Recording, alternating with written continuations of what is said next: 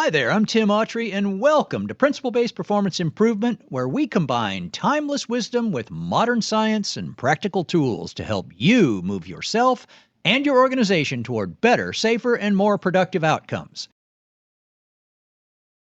So we're going to dive now a little deeper into psychology, and we're going to talk about Maslow's hierarchy. Now, you may have seen this pyramid before. Interestingly enough, Maslow never drew a pyramid. Somebody was teaching this, they got the idea, and it stuck.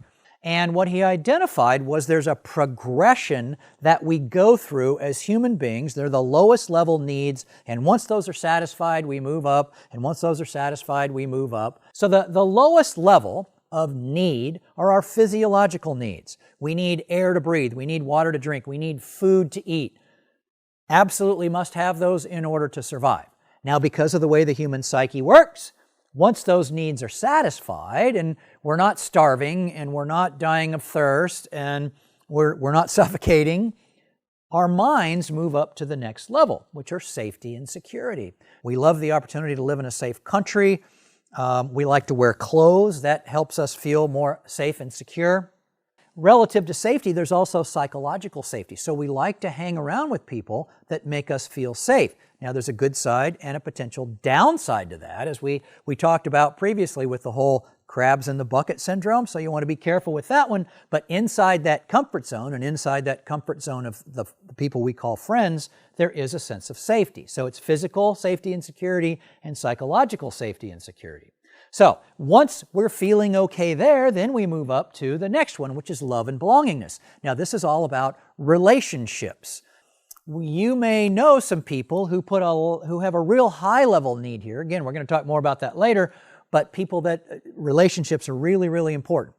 By virtue of the fact that you're a human being, if you are normal, I guess is the only way I can really think of to put it, we are social creatures. All of us have the desire to belong, and we have some need for sense of closeness with other human beings. All right, so now, once we have all our physiological needs met, we got plenty of food and water and air, and we feel relatively safe and secure, and we're feeling okay with our social circles. We feel that we belong to something, that we have love in our life. Then the next thing we move up to is esteem. Now, esteem has a couple of different parts. We have what's called self-esteem, which is how we feel about ourselves, and we have external stuff that directly affects that sense of self and esteem. So once we've got all this stuff satisfied, then we start hanging out here. And this is all about how we feel about ourselves. A lot of people get stuck here. Psychologically, phenomenally important to you and me as human beings.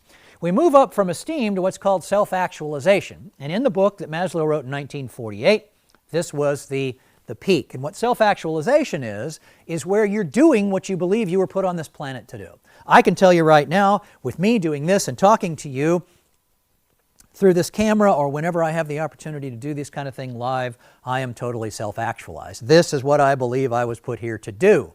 And so I can tell you, actually, this is playtime for me. I love doing this. Now, the prep and travel and hotels and building PowerPoint slides and figuring out technology and all, that's work. But when I actually get up here and really talk about this stuff, this is playing for me because I am self-actualizing.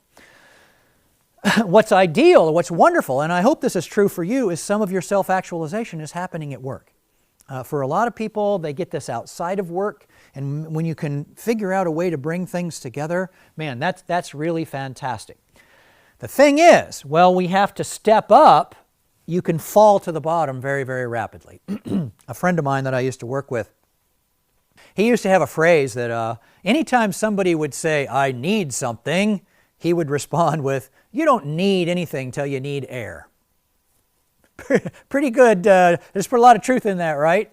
And to put that in another way, you can take somebody who is way up here, and let's say that their self-actualization is to acquire a huge bank balance. I mean, millions of dollars, right? So their whole life, they've been up here, and their whole life has been devoted, and they feel really good about watching those numbers go up. I could get that person to give me all the money in their bank account within a couple of minutes.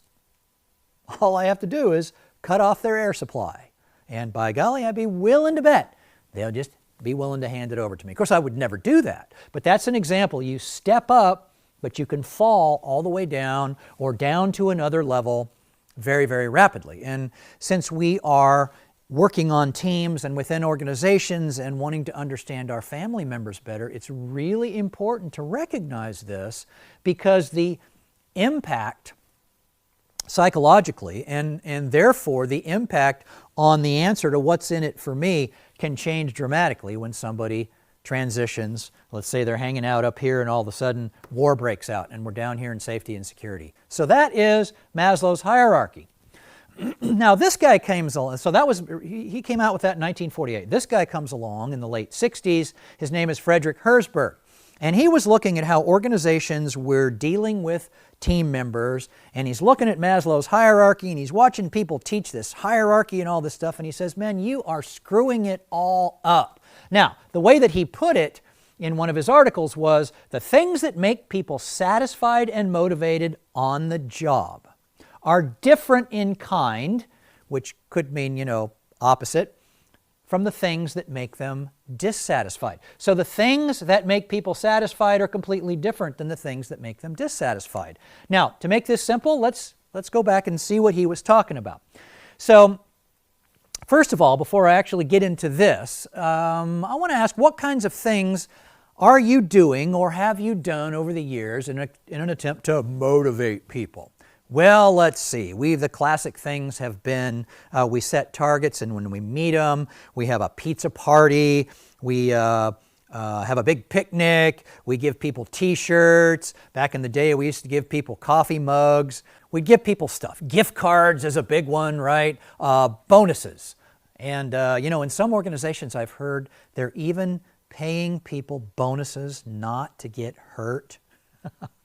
That is, in my opinion, about as stupid as you can possibly be. Now, the intent of it was good. However, the unintended consequences of that are very, very negative. And if you're doing that, again, back to Dr. Hartley, stop it. If you're thinking about doing it, for goodness sakes, don't, because what it ends up doing is generating undesired behaviors like covering things up and making sure nobody knows that this happened. When the intent, of course, is to help people be safer. Well, as you're going to see here in just a moment, their behaviors are not influenced or motivated by money. Yeah, you might think they are, and they might say they are, but the studies and the facts are in, not just the studies in academia, but real-world data is in. It doesn't work. What Herzberg was able to identify is that these down here are what's referred to as hygiene factors. Now, if you think about what the word hygiene means, we typically think about that as cleanliness or whatever, but it's basically stuff to support life. Hygiene factors: physiological, safety and security, and the bottom half of love and belongingness. Now, let me ask you a question. Where does a gift card fall on here? Oh, let's see, probably, it might make me feel like I belong, but more likely it's monetary, right? So it's part of this whole realm right here. Parties, pizza parties, all of that, bottom part of this love and belongingness. Virtually all the things that we have done in organizations, and all these things cost money, are down here in what we call hygiene factors. Now, here's what Herzberg was telling us, and he's spot on with this, by the way. These things do not motivate changes in behavior. They don't. However, if you've been doing them and you take them away, you can cause high levels of dissatisfaction. So let's go back to the whole thing of paying people to be safe. Doing that did not prompt really any changes, positive changes in behavior. It likely had some negative unintended consequences, but it didn't prompt any positive changes in behavior. But now you take it away, and people are going to be really pissed. So to recap, before we move on here, most of the things we've been doing in organizations have been down here. And this is where Herzberg got so frustrated. He said, man, you're screwing this all up. Now, up here at the top of this, we have what are called the motivating factors. So as we begin to get up here to the top of this one and into esteem and to self-actualization, this is what turns people on. Now, the beauty of this in an organization is it doesn't cost you or your company a dime to get up here into the motivating factors region. It doesn't cost a lot of time, and it doesn't cost any money. It's fantastic. And as we get on, I'm going to give you a specific recipe for how to do this that is so simple and so powerful, it's going to kind of blow your mind. And as you understand this individual performance model, you will begin to put these pieces together, and then we'll layer in the little recipe on how to do it. And you'll see that this absolutely is not rocket science.